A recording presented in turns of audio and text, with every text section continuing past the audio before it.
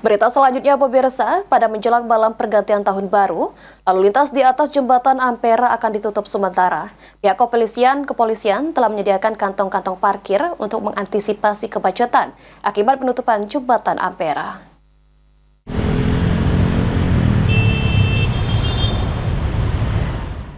Lalu lintas di atas jembatan Ampera akan ditutup saat perayaan malam tahun baru 2025. Hal tersebut disampaikan Kasat Lantas Polrestabes Palembang, AKBP Yeni Diarti. Penutupan jalan akan dimulai pada Selasa, 31 Desember 2024, pada pukul 22.30 waktu Indonesia Barat hingga perayaan selesai. Akibat penutupan jalan tersebut, masyarakat dihimbau untuk melalui jalur yang telah disiapkan. Untuk kendaraan dari arah Cinde menuju Masjid Agung akan ditutup sementara. Dari arah sebaliknya tidak dilakukan penutupan jalan.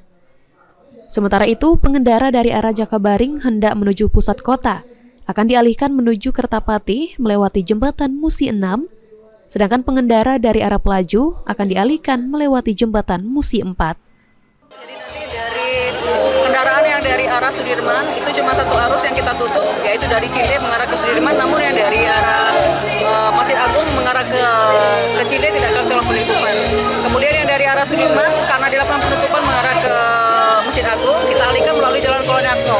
Jadi seluruh pengguna kendaraan dari Kolonel Atmo tembak lurus melalui ke Pasar Burung. Dikarenakan jalur-jalur yang dari simpangnya Linda, Gaya Baru sampai dengan Martabahar itu kita lakukan penutupan.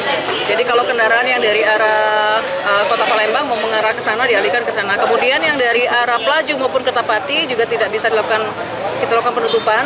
Dari arah Jakabaring yang mau ke arah Kertapati bisa melalui jembatan Musi 6. Kemudian yang dari arah Jakabaring mengarah ke Pelaju melalui jembatan Musi 4. Untuk personil berapa? Pihak kepolisian telah menyediakan kantong-kantong parkir untuk mengantisipasi kemacetan. Lutfi, PAL TV.